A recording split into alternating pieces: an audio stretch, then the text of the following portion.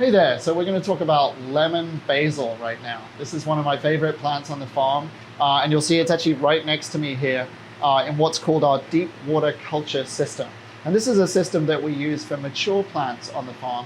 And this lemon basil you'll see normally growing to maybe 12 inches, maybe 18 inches in height. And it's a plant that will keep in the system for quite a while because it's something where we can cut and come again. That's what farmers call when you can harvest something and it's going to regrow and get plenty of growth out of that crop. So it's a variety of basil. There's many varieties, depending on who you ask, then maybe there's 25, maybe there's 50, maybe there's hundreds. But it's one of our favorite varieties because of its particular flavor. And I'll tell you about that in a second. But first I want to explain how we might go about harvesting this crop. And you'll see that the shape of the crop is characteristic of a number of different kinds of basils. It has a sort of branching structure where every what's called a node will branch off into multiple pieces. And so what we'll do when we're harvesting is we actually try to cut as close to the node as possible. And so for instance here, I might cut down here, and that is going to allow this piece to start to branch off in different directions, and it's going to give us more plants. And so if you have a basil plant at home, I recommend don't just pick off the leaves one by one. That's going to actually kill the plant slowly. Instead, cut down at the node, and then you'll get more branching. You'll get more plant for your money. And what you can do if you do that over time, you can build up a very dense, healthy plant. And it's one of the plants where I would say, my mom and dad, for instance, they used to have a farm. My dad was a very cautious pruner. My mom was very aggressive. But if you can do that aggressive pruning on your plant, you might get a really kind of abundant plant in the long term. So don't be scared of cutting these kinds of plants. So having a look at that here, you'll see it looks a lot like a Genovese basil. It might be, like the regular basil you might see on your pizza. What you'll find with lemon basil is a little bit more of a yellow color, kind of hints a little bit to its lemon taste. And sometimes the leaves will be a little bit smaller, for instance. But a lot of the time, if you just walk past it and you weren't really paying attention, it could look like Genovese basil.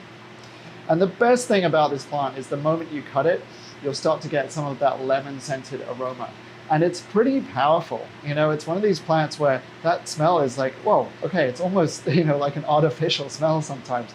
But I love it because that smell is sort of reminiscent of like a lemon sorbet even. It's got like really sort of powerful tones. A lot of the terpenes that you're getting off this plant, those are the things that the plant defends itself from insects with, are these aromatic ones like limonol, which is like a lemon-scented terpene.